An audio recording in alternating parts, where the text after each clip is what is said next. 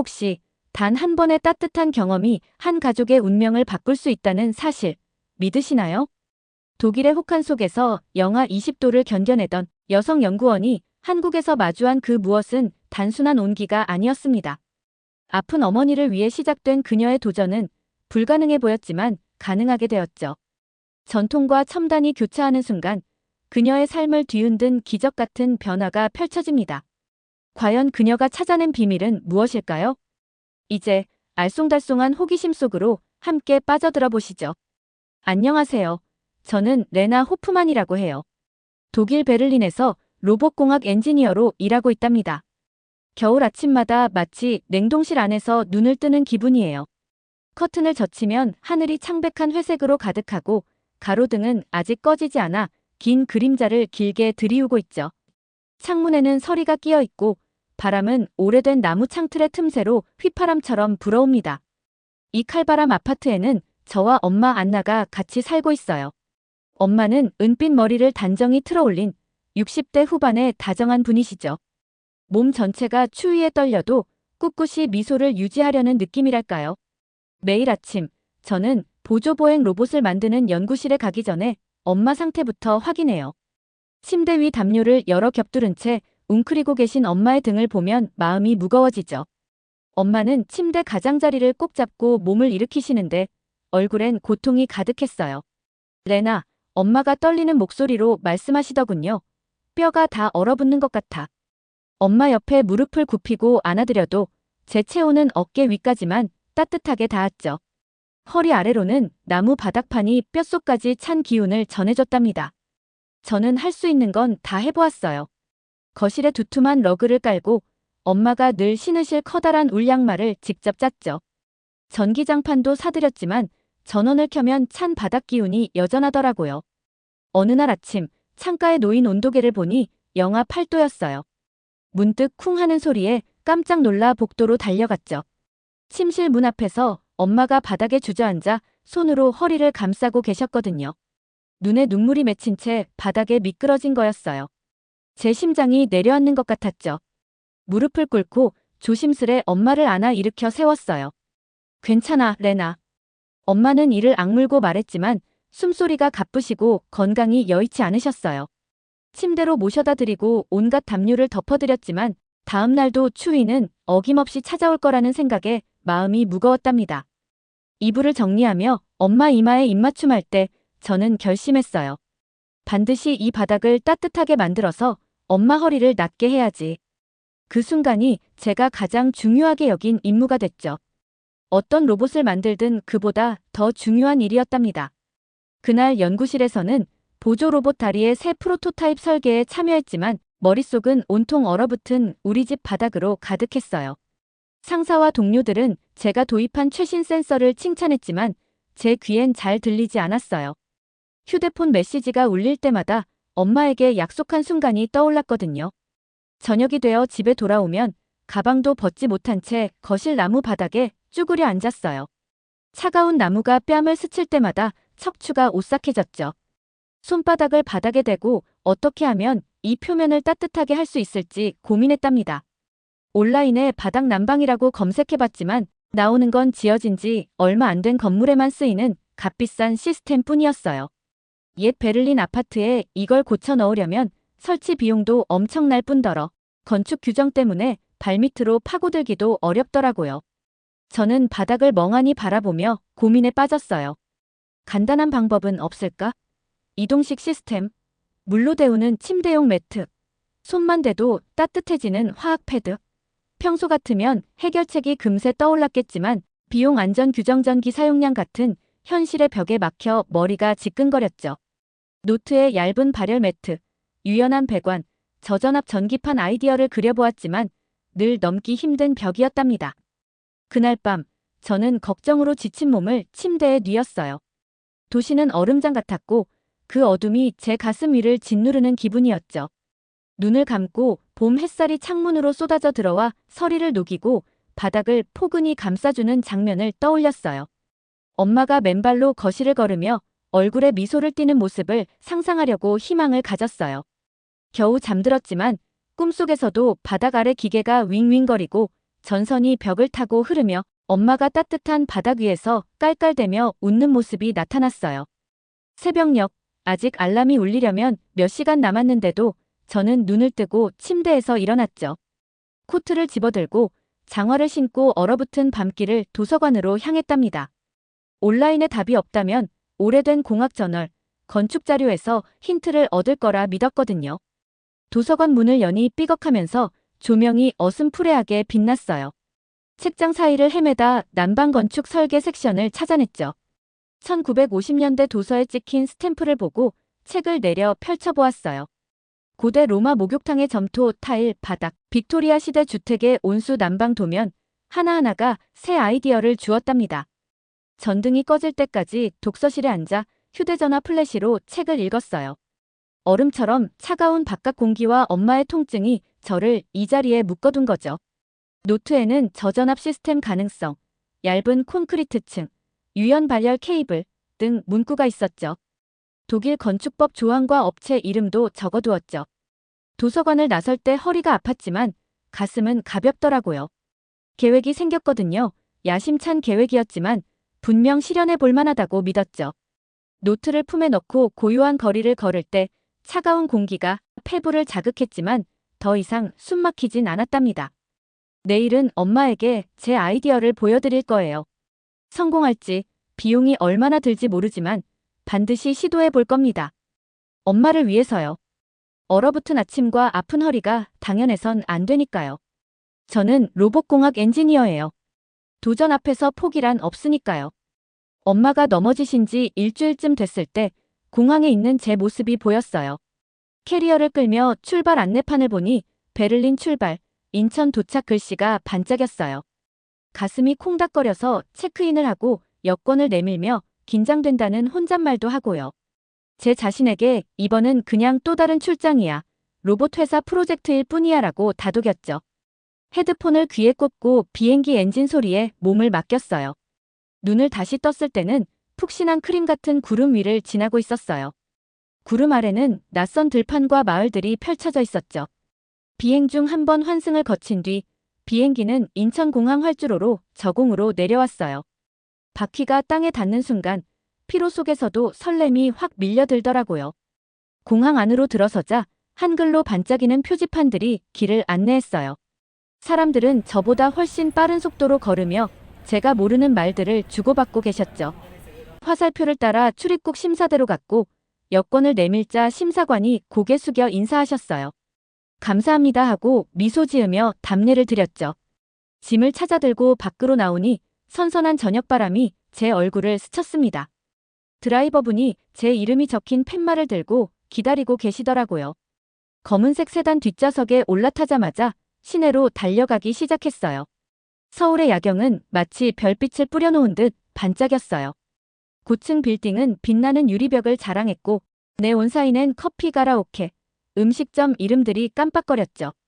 길가 포장마차에 김이 모락모락 나는 떡볶이, 어묵 사기 위한 줄이 길었어요. 따뜻하고 매콤한 냄새가 코끝을 간지렸는데 베를린의 축축하고 냉기 도는 공기랑은 완전히 딴판이었답니다. 얼마 지나지 않아 다음 한 달을 머물게 될 게스트하우스에 도착했어요. 조용한 골목 안쪽에 작은 건물이 숨어 있었죠. 간판엔 영어와 한글로 게스트하우스에 오신 걸 환영합니다라고 적혀 있었답니다. 계단을 올라가 짐을 끌고 어두운 복도를 지나 제 방 문을 열었을 때 입이 떡 벌어졌어요. 방은 단출했어요.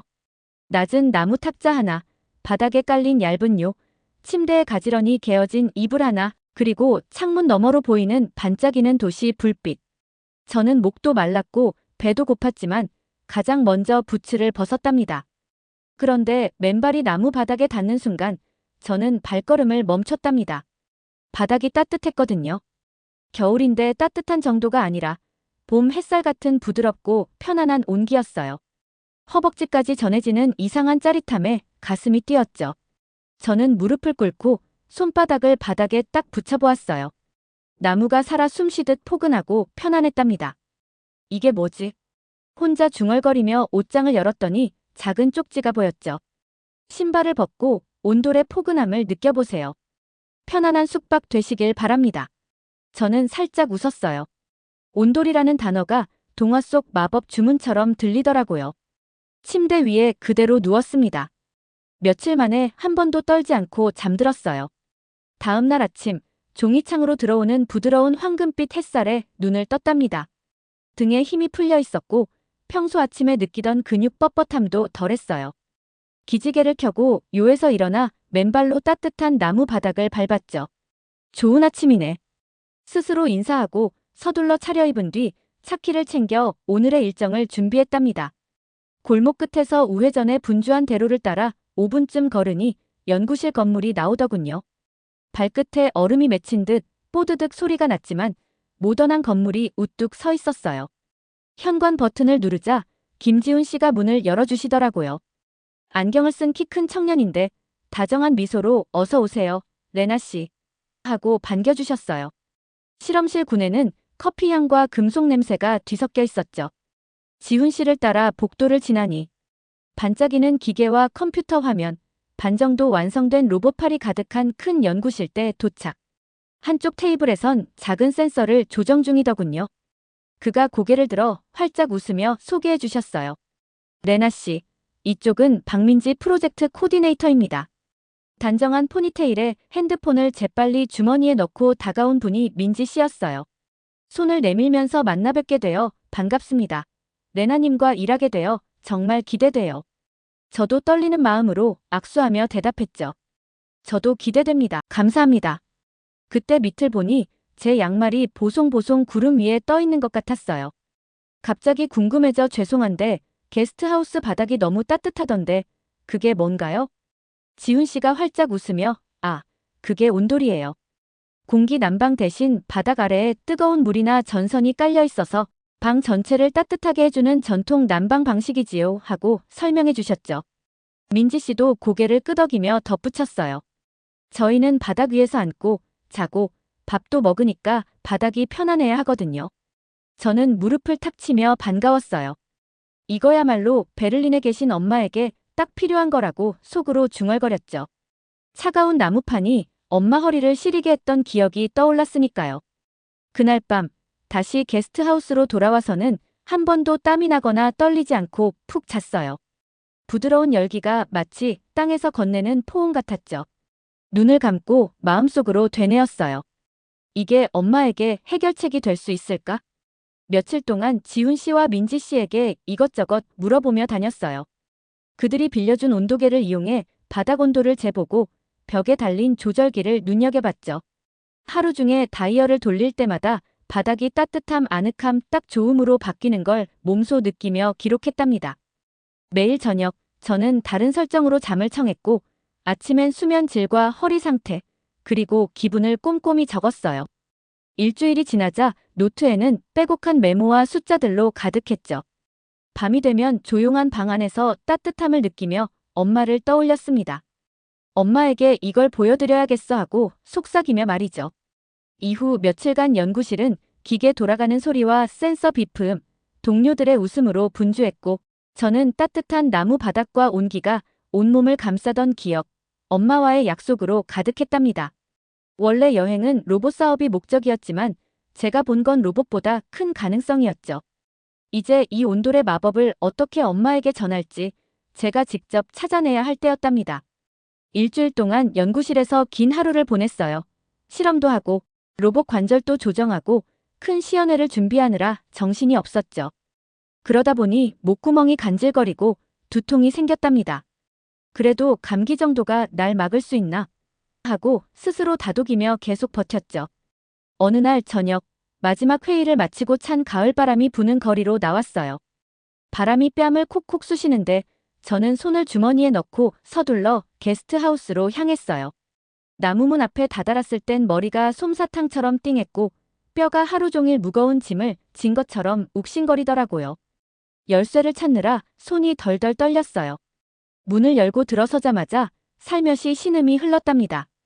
부츠가 바닥에 툭 하고 내려앉는 소리가 났죠. 코트를 벗었지만 얇은 게스트하우스 이불만으로는 몸을 덮기 부족했어요. 저는 비틀거리며 침대까지 가려다 다리가 풀려버렸죠. 그대로 차가운 나무 바닥 위에 우두커니 쓰러지고 말았답니다. 어깨를 타고 통증이 번지자 눈을 질끈 감았어요. 그때 문득 이곳 바닥이 따뜻하다는 사실이 떠올랐죠. 흐릿한 정신으로 몸을 벽 쪽으로 끌고 가서 제어판을 더듬더듬 찾아냈어요. 그리고 전원 버튼을 눌렀답니다. 몇 초 후 바닥판 아래에서 열기가 뿜어져 나왔죠. 발끝에서 시작된 포근한 열기가 종아리, 허벅지, 허리까지 통증을 덜어주더라고요. 마치 부드러운 담요가 골격을 감싸주는 기분이었죠.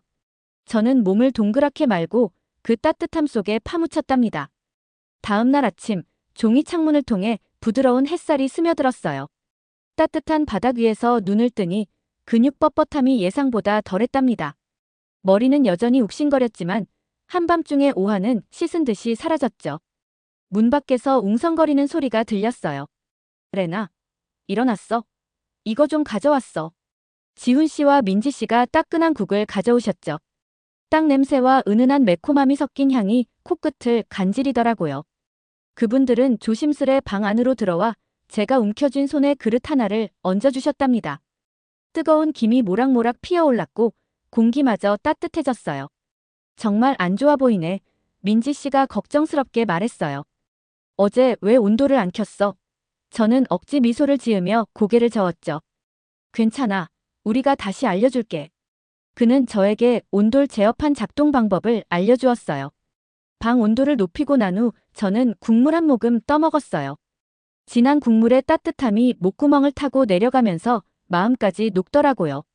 고마워요. 제가 목이 쉰 채로 말했어요. 민지 씨가 어깨를 토닥이며 오늘은 푹 쉬어. 연구실 걱정은 우리가 할게. 하고 위로해 주시더라고요. 두 분이 나간 뒤 저는 바닥 위에 책처럼 다리를 꼬고 앉아 국물을 음미했답니다. 한 숟갈씩 떠먹을 때마다 몸 구석구석으로 기운이 돌았어요. 반짝이는 온돌 열기가 허리뼈를 감싸주고 매 순간 긴장을 풀어줬죠. 눈을 감고 따뜻함과 국물의 조화를 느끼며 다시 잠에 빠져들었답니다. 이튿날 아침부터 노트를 옆에 두고 수면의 질 체온, 유연성, 기분, 몸 상태를 기록했죠. 첫째 날은 수면 4시간, 다소 열이 있었고 몸이 찌뿌둥하고 녹초였다고 메모했어요. 둘째 날 수면 6시간, 열 37.8도, 찌뿌둥함이 좀 감소되었고 기분은 희망적이었고요. 셋째 날 깨끗한 정신, 열은 없었고 찌뿌둥함도 많이 감소되고 기분도 상쾌해졌죠. 맨발로 온돌 바닥을 밟을 때마다 반가운 온기와 함께 힘이 생겼어요. 국물 한 숟갈이 목을 부드럽게 해주고 기운도 북돋아 주었죠. 넷째 날 저는 온전히 걸을 수 있을 만큼 회복됐어요. 연구실에 들어설 때 어깨를 펴고 환하게 웃었답니다. 지훈 씨와 민지 씨가 박수하며 반겨주셨어요. 훨씬 좋아 보인다. 민지 씨가 외치셨죠. 저도 웃으며 노트를 들어 올렸어요. 중요한 걸 발견한 것 같다며 두 분이 숫자를 보며 감탄하셨죠. 지훈 씨가 몸을 따뜻하게 하는 것이 회복의 지름길이라고 말해주었어요. 그 이상의 효과가 있어요. 발바닥부터 치유가 시작되는걸요. 베를린의 엄마가 꼭 필요로 하는 거죠. 제 여정이 로봇을 만들거나 데드라인을 맞추는 것보다 훨씬 의미 있다는 걸 깨달았어요. 전통 한국 지혜와 현대 과학이 만나 엄마의 통증 없는 삶에 대한 희망을 찾은 거죠. 노트를 덮고 당당히 일어섰어요. 열도 사라졌고 기분도 최고였답니다. 그리고 제 가슴 속엔 따뜻하고 단단한 희망이 불타고 있었어요. 마치 온돌 바닥처럼요. 저는 베를린 아파트 창가에 서서 회색 구름이 낡은 지붕 위를 스치는 걸 바라봤어요. 창틀이 덜컹거리며 바람이 몰아치고 거리엔 새하얀 눈이 살포시 술을 놓고 있었죠. 실내 나무 바닥은 여전하리만큼 차가웠답니다. 저는 덜덜 떨리는 숨을 한번 들이쉬고 마음을 다잡았어요. 이제 불가능해 보이는 계획을 시작해야 할 때였죠. 처음에 온도를 설치해보겠다고 동네 목수 아저씨께 말씀드렸을 때 그분은 거의 웃음을 터뜨릴 뻔 하셨어요. 그게 뭐예요? 하시며 톱밥을 털던 손으로 제 설명을 들으시곤 고개를 저으시더군요. 경고하기를 독일 주택, 특히 이렇게 오래된 아파트에서는 바닥 난방을 안 하고 건축법이 까다로워서 허가도 못 받고 집주인과 미팅도 별반 다르지 않다고 했습니다. 그분은 턱을 극적이며 베를린 규정상 바닥 아래에 특정 단열재와 방화 자재를 써야 하고 바닥판이나 배선을 훼손하면 수리비가 청구될 뿐 아니라 벌금도 물 수 있어요. 저녁 식탁에선 엄마조차 의구심 가득한 눈길로 제 계획을 듣더니 감자 샐러드를 포크로 찔러보시며 한숨을 내쉬셨어요. 이 긴 겨울을 수십 년 버텨왔는데 레나야, 로봇이나 좀 더 연구하는 게 어떨까? 하시더라고요. 그때 저는 실망을 삼키고 마음속으로 다짐했어요. 엄마가 맨발로 따뜻한 나무 바닥을 밟고 허리 통증 없이 걷는 그날을 위해 해내야지. 그 생각 하나가 제 안에 불꽃처럼 타올랐죠. 그날 밤 저는 노트북 앞 서울의 전통 한옥 사진과 연구 논문 더미에 둘러싸여 있었어요. 이것저것 검색하던 중 유럽 온돌 프로젝트 한독 건축 사무소를 발견하게 되었어요.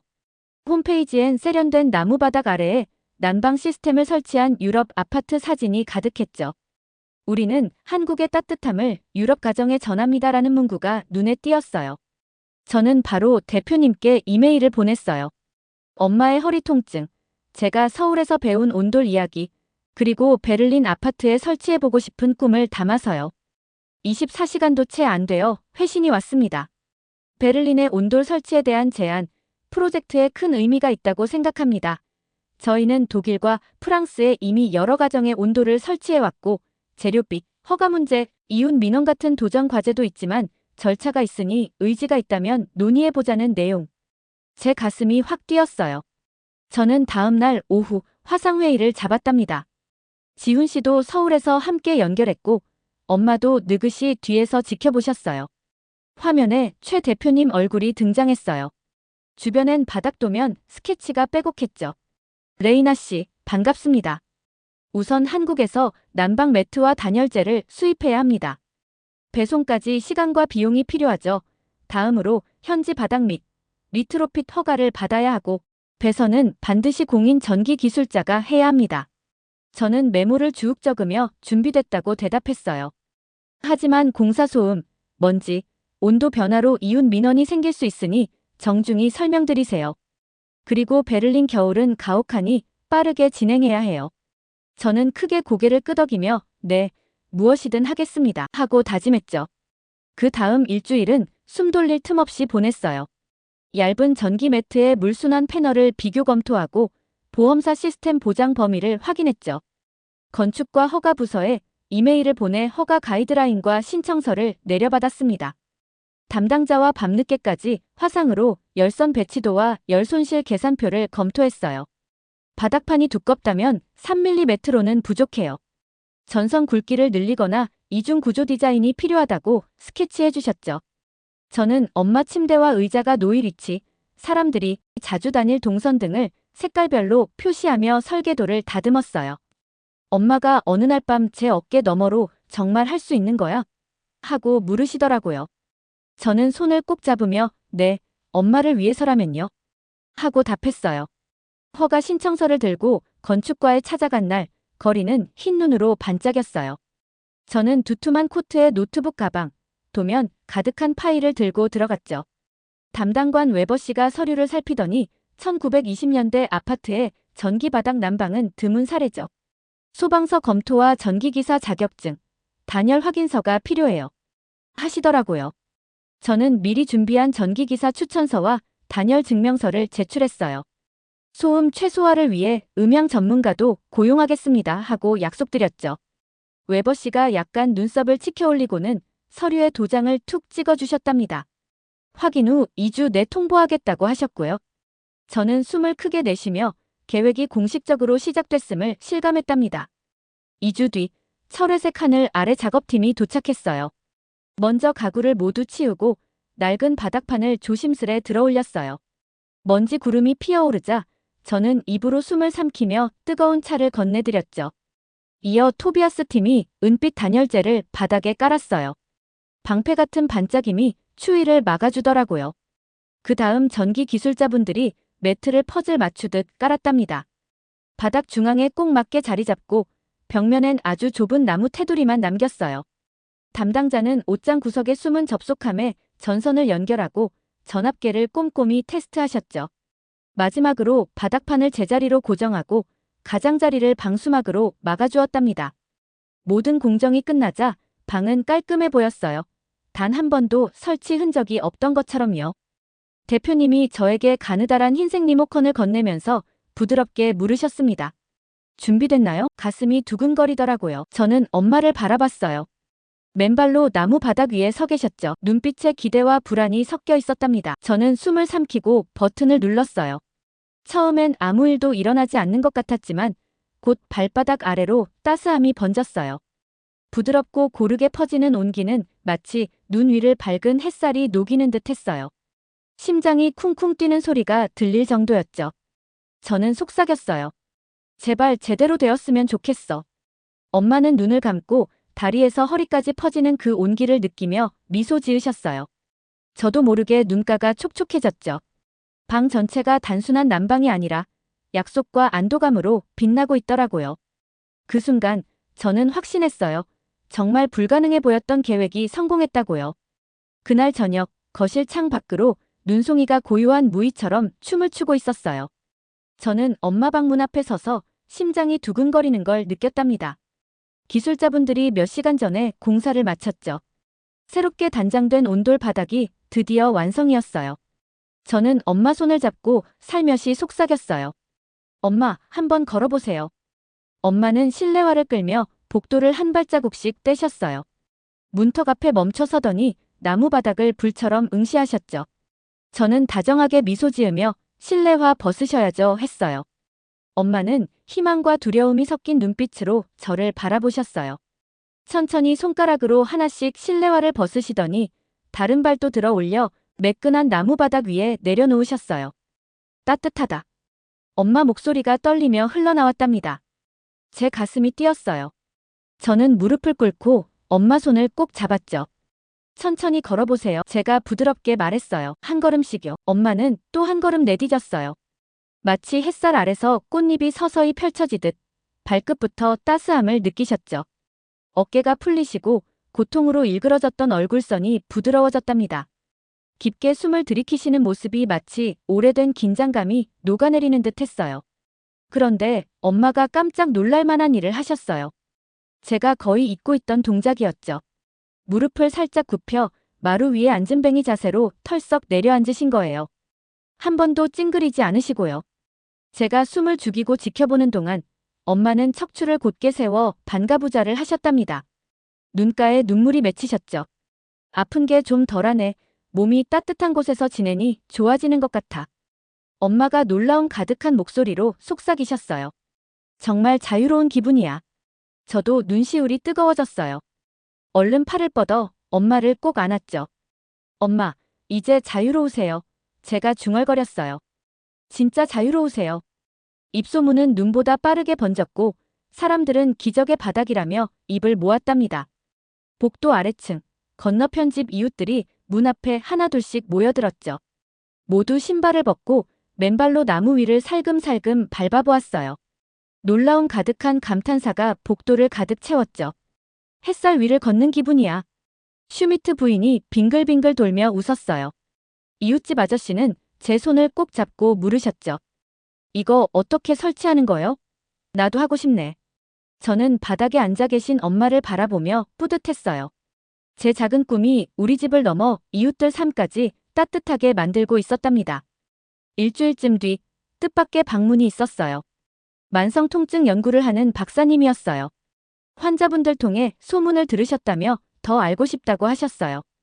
박사님은 따뜻한 마루 가장자리에 무릎을 꿇고 적외선 온도계를 꺼내셨답니다. 온기가 참 고르게 퍼지네요 하시며 방 여기저기를 쟀죠. 일관된 온도 분포가 혈류 개선과 근육 뻣뻣함 완화에 도움을 줄 수 있을 겁니다. 일주일간 기록한 데이터를 보여드렸어요. 엄마 통증 지수가 8에서 2로 떨어진 기록, 수면 시간이 4시간에서 8시간으로 늘어난 수치, 아침에 뻣뻣함, 거의 사라진 모습까지요. 박사님 눈이 반짝이며 작은 연구를 해보고 싶다고 하셨어요. 다른 환자분들도 측정하고 결과를 문서화하고 싶어 하셔서 저는 흔쾌히 동의했답니다. 단순한 가족의 편안함을 넘어서 따뜻함이 삶을 어떻게 바꾸는지 보여주는 기회였죠. 조금 뒤엔 지역 신문 기자님도 오셨어요. 카메라로 사진을 찍고 메모를 남기며 제 이야기를 담으셨죠.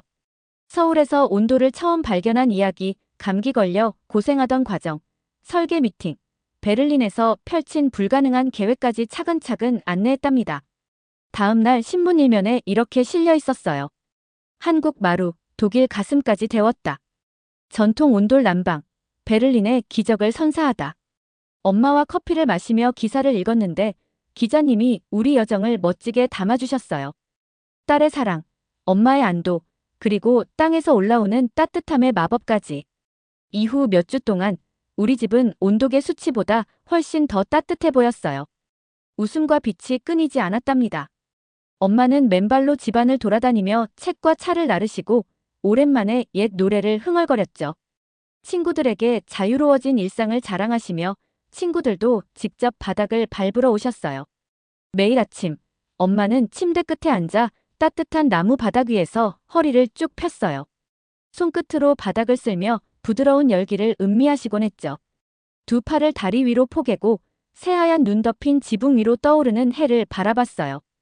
바닥에서 전해진 온기와 아침 햇살이 만나 가슴속에 잔잔한 기쁨이 퍼졌죠. 저는 연구를 멈추지 않았어요. 방사열 난방이 혈류, 관절 통증에 미치는 영향이라는 짧은 논문 형식의 보고서를 썼어요. 데이터를 요약하고 초기 연구 결과를 담았어요. 의료계 친구들과 지역 보건 저널에 보냈더니 반응이 뜨거웠답니다. 물리치료사와 트레이너까지 관심을 보이셨어요. 어느 오후 담당 박사님이 진료실로 저희를 초대하셨어요. 집과 똑같은 발열 패널을 작은 실험실에 설치해 놓으셨더라고요. 관절염 환자들이 15분간 체험하며 통증과 뻣뻣함에 대한 변화를 기록했는데 결과가 유망했답니다. 이 모든 과정을 지켜보며 저는 자랑스러웠어요. 두 문화가 만나 가교를 만들어낸 기분이었죠. 한국 전통과 독일 공학이 만나 삶을 바꾸었으니 말이에요. 그리고 그 중심엔 한 가정의 딸과 엄마가 있었습니다. 추운 어느 저녁, 엄마는 온돌 위에 털썩 앉아 뜨개질을 하고 계셨죠.